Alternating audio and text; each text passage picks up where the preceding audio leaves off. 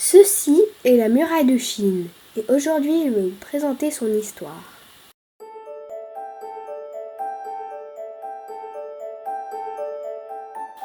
La muraille de Chine est le plus grand monument du monde. En fait, il n'y a pas qu'une seule muraille, mais 16.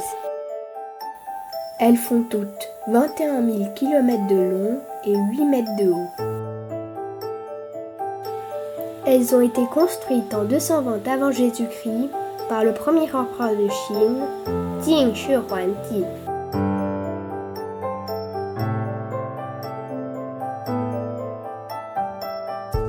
Après sa prise de pouvoir, Qing envoie son meilleur général et 300 000 hommes au nord pour repousser les envahisseurs mongols et construire la muraille.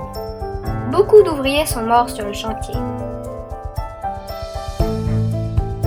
Les travaux se finiront plus de 2000 ans après.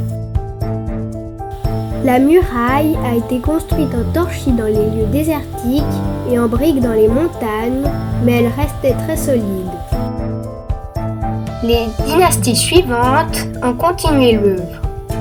La dynastie qui succédera aux Qing, les Han, prolonge la muraille, bâtissent la porte de jade, qui deviendra un passage important sur la route de la soie. En période de paix, ils ouvrent les portes pour faire du commerce.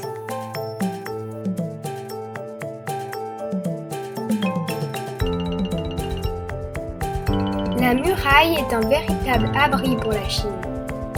Elle est surveillée en permanence par des signaux de fumée et des drapeaux.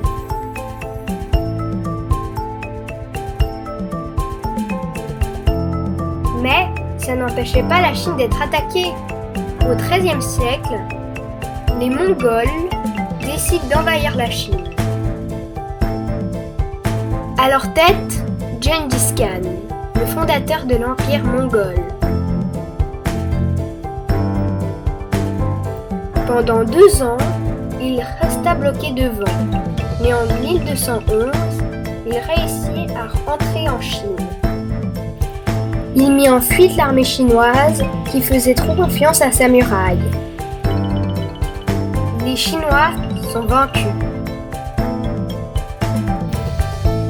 Mais, en 1368, à la suite des révoltes, les Mongols sont chassés par une nouvelle dynastie chinoise, les Ming. La muraille s'efface lentement dans le paysage.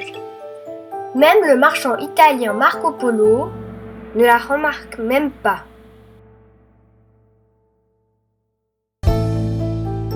Elle est reconnue comme un monument majeur de l'humanité et a été inscrite en 1987 à la liste du patrimoine mondial de l'UNESCO.